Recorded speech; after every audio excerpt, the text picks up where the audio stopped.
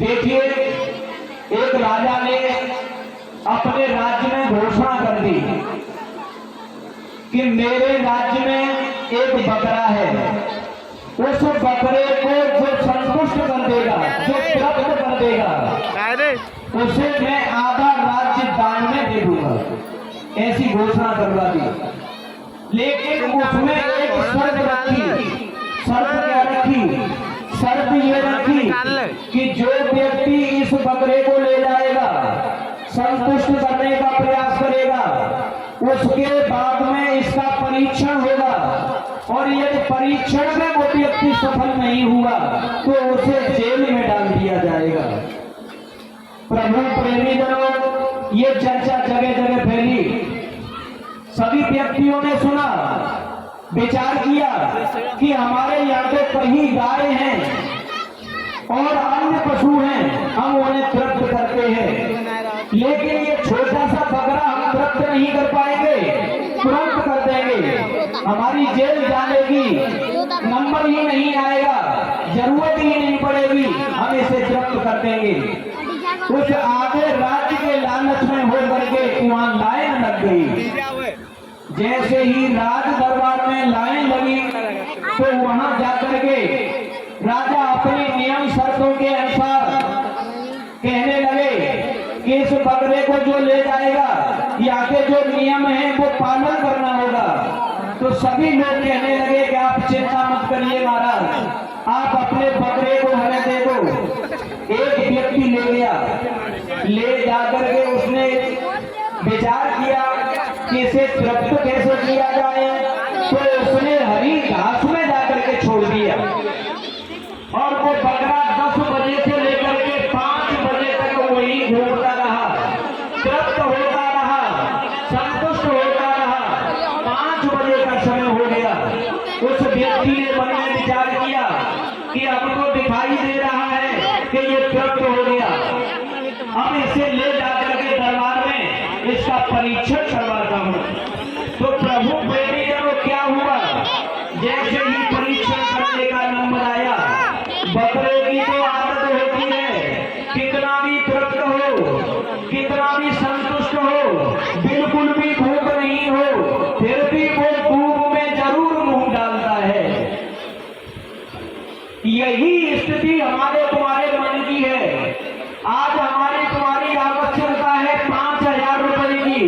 यदि प्रभु कृपा के द्वारा आपको 10,000 रुपए मिल जाए, फिर भी तृप्त होने वाला नहीं है, फिर भी ये भूख मिटने वाली नहीं है। और यदि 10,000 रुपए मिल जाए, 10 की जगह पर 20 मिल जाए, फिर भी तृप्त होने वाला मन नहीं है। यही स्थिति उस बकरे की है। दूसरे दिन क्या हुआ? दूसरा व्यक्ति पहुंचा और जाकर के उस बकरे को लाया। जैसे ही बकरे को ला करके हरी घास में छोड़ दिया, तृप्त करने का प्रयास किया। शाम के समय परीक्षण के लिए ले जाया गया तो प्रभु प्रेमी जनों, जैसी गति इस मन की है वही गति उस बकरे की है। उसने पुनः मुंह डाल दिया, उस व्यक्ति को भी जेल में डाल दिया गया। यही क्रम चलता रहा। लेकिन कुछ दिनों के बाद में क्या हुआ? एक संत जी का पदार्पण हुआ।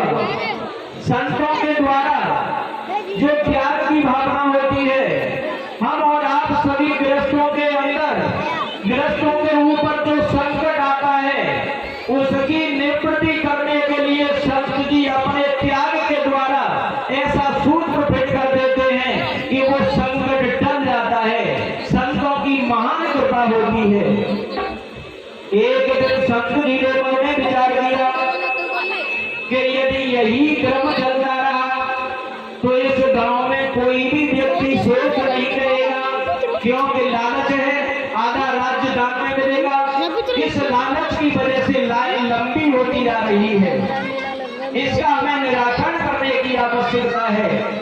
संत जी पहुंच गए और जाकर के कहा, हे राजन, आप अपने बकरे को मुझे दे दो, मैं इसे तृप्त करूंगा। जैसे ही बकरे को लिया, और प्रभु प्रेमी जनों, हमें तुम्हें सत्संग की जरूरत है। यदि सत्संग रूपी छड़ी के द्वारा उस उस बकरे के ऊपर प्रहार किया जाए तो वो तृप्त हो सकता है। और यही सूत्र हमारे तुम्हारे जीवन में लागू हो रहा है। हम ये सभी छल कपट छोड़ करके किसी संत पुरुष के चरणों में जाकर के, किसी तीर्थ स्थान में जाकर के ये हम धर्म का पालन करने के हिसाब से अपना समय व्यतीत करते हैं तो कल्याण हो जाएगा। संत जी ने बकरे को ले लिया और हरी घास में छोड़ दिया, लेकिन जो व्यक्ति लेके आते थे उनका नियम अलग था। वो तृप्त करना चाहते थे हरी घास खिलाने के हिसाब से, लेकिन यह संत जी तृप्त कर रहे हैं अपनी सत्संग रूपी छड़ी के द्वारा भेद दिखाने से।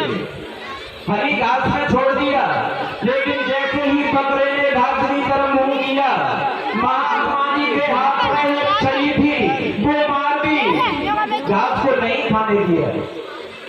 अब बकरा बार बार विचार कर रहा है, मुझे भूख लगी हुई है, मुझे तृप्त होना है, मैं घास को खाऊंगा। दोबारा मुंह डाला, महात्मा जी के हाथ में छड़ी लगी हुई है, तुरंत उसके मुंह में मार दी। इसका मतलब क्या है? समझने की बात है। हमारा ये मेरा